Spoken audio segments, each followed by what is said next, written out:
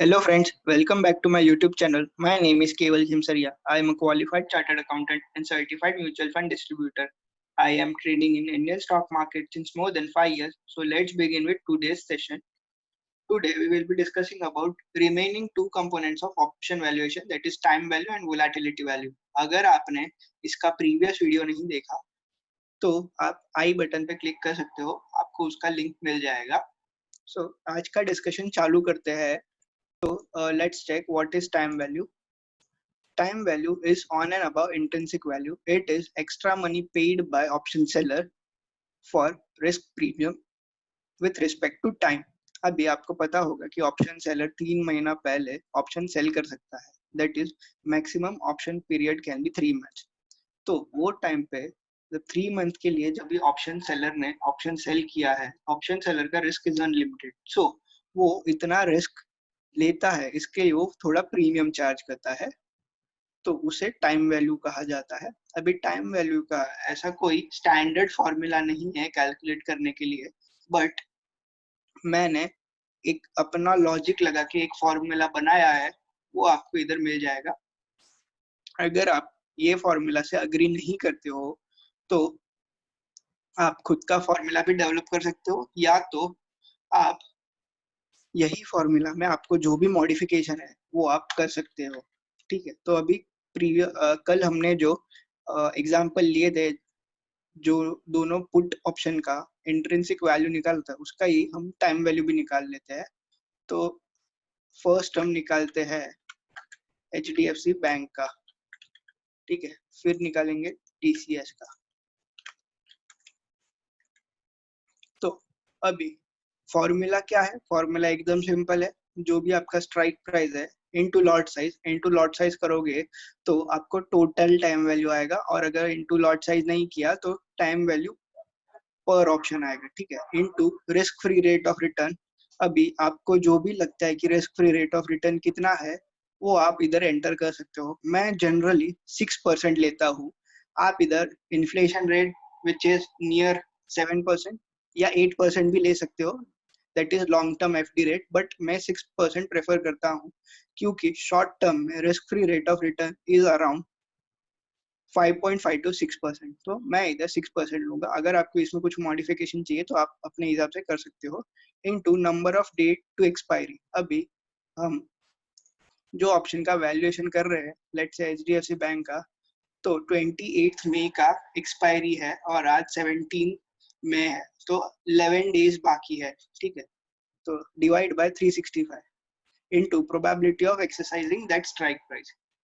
तो in the money जो call options रहते हैं या पुट ऑप्शंस रहते हैं, उनका जनरली मैं probability of exercising strike price में 100% लेता हूँ. जो out of the money call option या पुट ऑप्शन रहते हैं उसका आप डिपेंडिंग ऑन कितना दूर है स्ट्राइक प्राइस वो हिसाब से ले सकते हो. ठीक है, तो इसका हम वैल्यूएशन करते हैं.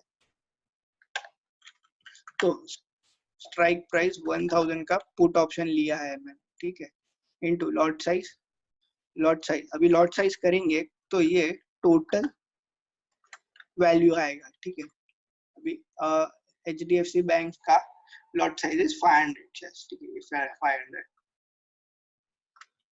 Into risk free rate of return. जैसे कि मैंने कहा मैं 6% लूंगा, आप अपने हिसाब से डिफरेंट भी ले सकते हो. Number of days to expiry हमने अब भी कैलकुलेट किया 11 डेज, क्योंकि 28 को एक्सपायरी है और ये पुट ऑप्शन का वैल्यूएशन कर रहे हैं और उसका probability of exercising strike price is 100%, तो 1 ले लेते हैं. ठीक है, तो ये आया 904 रुपीज. ये इसका टाइम वैल्यू है पुट ऑप्शन का. ये इन रुपीज है. अगर मुझे इन ऑप्शन टर्म्स चाहिए तो divide by number of shares in lot size कर दूंगा तो ये आ जाएगा. तो अभी हमने देखा कि ये जो एचडीएफसी बैंक का पुट है, इसमें से इसको एक साइड में लिख लेते हैं. टोटल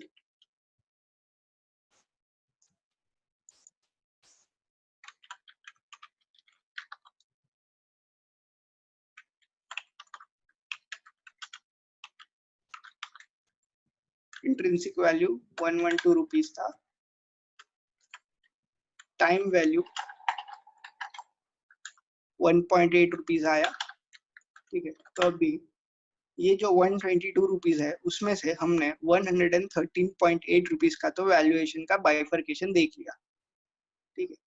ये तो हुआ 1000 के पुट का बात। चलो अभी हम एक कॉल का ले लेते हैं इंस्टेड ऑफ पुट। तो हम TCS के 1850 के कॉल का वैल्यूएशन निकालेंगे, ठीक है। TCS का 1850 का कॉल,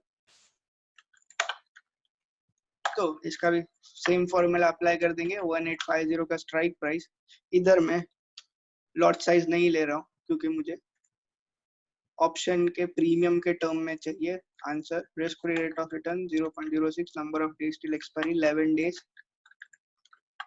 और ये इन द मनी कॉल है तो आप वन कर सकते हो। तो 3.34 रुपीज। अभी आप देखोगे उसका एक्चुअल वैल्यू है 84.5 रुपीज, उसमें से 53 रुपीज इंट्रिंसिक वैल्यू है, बाकी का बचा ये 3.34 रुपीज इस टाइम वैल्यू। अभी आप बोलोगे टाइम वैल्यू है क्या, तो मैं आपको एक सिंपल कंसेप्ट समझाता हूँ कि टाइम वैल्यू आखिर होता क्या है। अगर मैं HDFC बैंक का बात करूं तो HDFC बैंक में 1000 का पुट ऑप्शन का बात करते हैं, ठीक है। तो अभी 1000 का पुट ऑप्शन में जब हम एग्जांपल लेते हैं कि जो कॉल राइटर्स रहते हैं वो मंथली ऑप्शन सेल करते हैं, ठीक है, 1 महीने के लिए ऑप्शन सेल करते हैं। तो अभी लेट्स से उन्होंने आज ऑप्शन सेल नहीं किया है, उन्होंने मंथ जब स्टार्ट हुआ था तभी सेल किया, तो उनके पास अप्रोक्सीमेटली 30 डेज रहते हैं। 30 डेज के लिए वो सेल करते हैं। तो अभी जो 2465 रुपीज है वो क्या है एग्जैक्टली तो हम पहले HDFC बैंक के 1000 के पुट ऑप्शन का मार्जिन देख लेते हैं। ऑफ कोर्स ये मार्जिन चेंज होता रहेगा बट हमें ओवरव्यू मिल जाएगा कि कितना मार्जिन रहता है 1000 का पुट। ये जो ऑप्शन सेलर है उन्होंने अप्रोक्सीमेटली 1,70,000 रुपीज मार्जिन पे किया है, ठीक है, 1,70,000 रुपीज। अगर मैं परसेंटेज टर्म में बात करूं तो ये 1.45% होता है, दैट इज अप्रोक्सीमेटली 1.5%।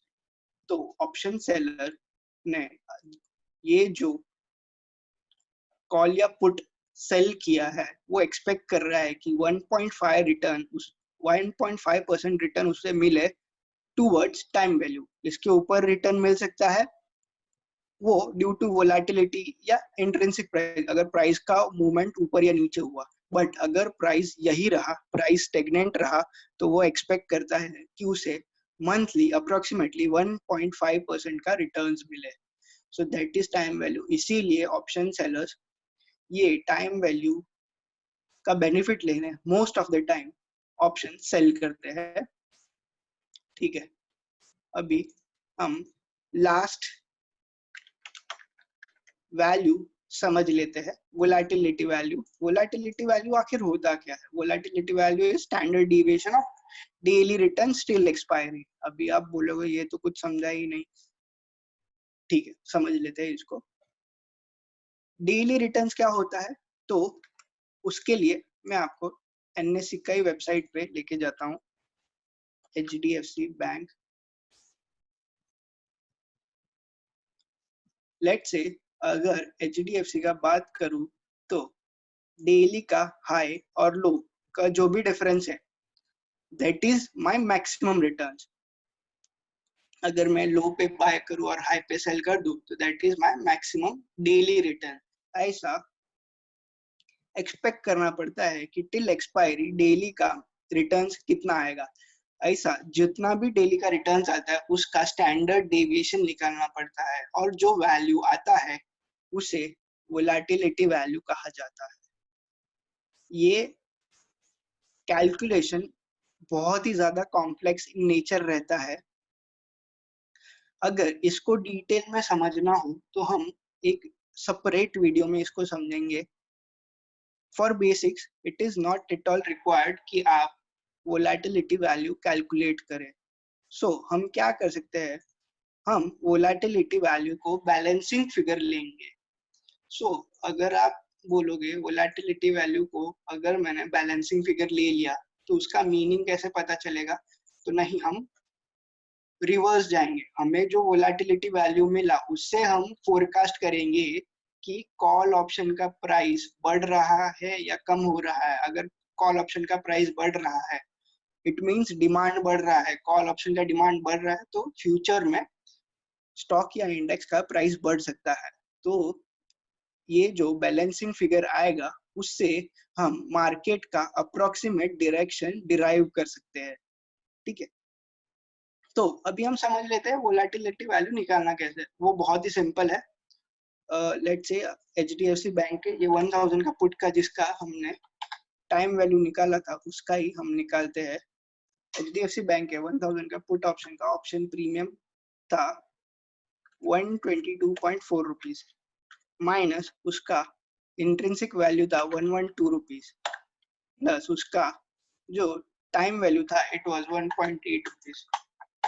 तो ये जो बैलेंसिंग 8.6 रुपीज जो प्रीमियम कंपोनेंट है it is towards volatility. Same TCS का भी जो कॉल ऑप्शन हमने लिया था उसका भी हम कैलकुलेट कर लेते हैं। तो टीसीएस का 1850 का कॉल ट्रेड हो रहा था 84.5 रुपीज पे। उसमें से 53 रुपीज उसका इंट्रिंसिक वैल्यू था और 3.35 रुपीज इसका टाइम वैल्यू है।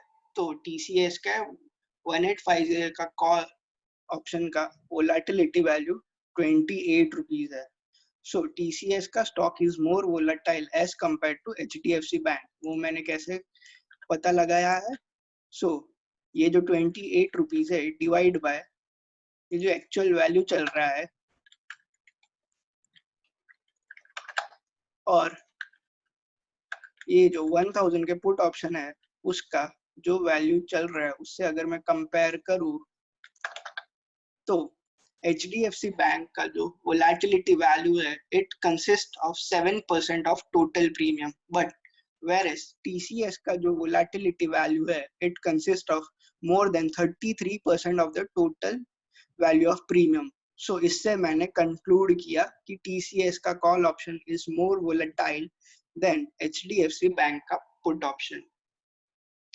सो ऐसे वैल्यूएशन निकाला जाता है। आगे आने वाले वीडियो में हम वैल्यूएशन जो हमने निकाला है उसको कैसे एक्सप्लॉइट करते हैं for the purpose of trading, investment in hedging, वो समझेंगे। तो आज के लिए बस इतना ही। आई होप आपको वीडियो समझा होगा। अगर आपको कुछ भी डाउट्स या क्वेरीज हो तो आप कमेंट कर सकते हो।